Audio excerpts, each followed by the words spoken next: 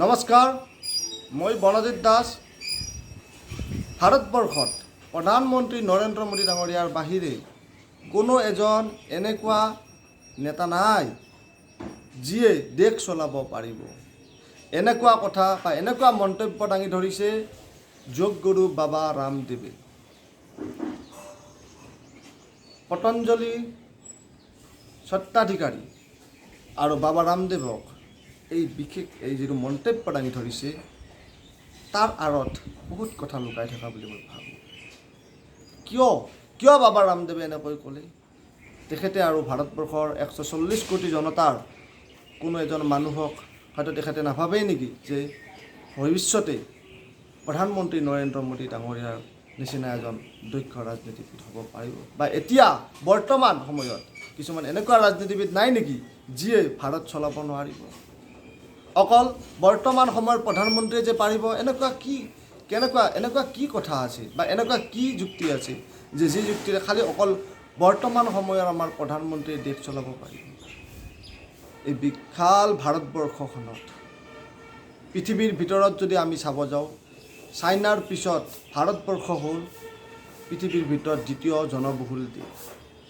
ইমান পপুলাছ country India's আমি ৱৰ্ল্ডৰ পপুলাছ কাউণ্ট্ৰিৰ লিষ্টত যদি চাব যাওঁ ইণ্ডিয়া ছেকেণ্ডত আছে। পাৰ্চেচিং পাৱাৰ পেৰিটিৰ ক্ষেত্ৰত যদি চাব যাওঁ নাম্বাৰ 1ত আছে।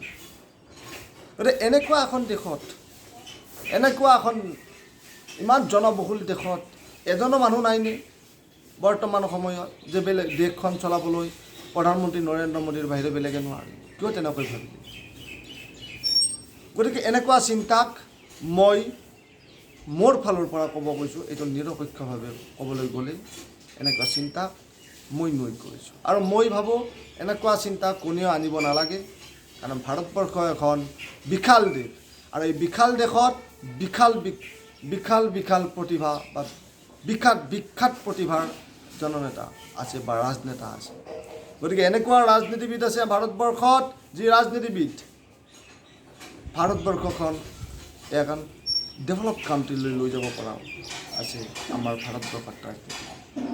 গতিকে মই ভাবোঁ ভাৰতবৰ্ষত এনেকুৱা মানুহৰ অভাৱ হোৱা নাই যি অকল নৰেন্দ্ৰ মোদী প্ৰধানমন্ত্ৰী ডাঙৰীয়াই অকল দেশ চলাব পাৰে। আৰু আছে, মই ভাবোঁ বহুত আছে এনেকুৱা নেতা যিয়ে দেশখন আৰু ভাল কৰি চলাব পাৰিব।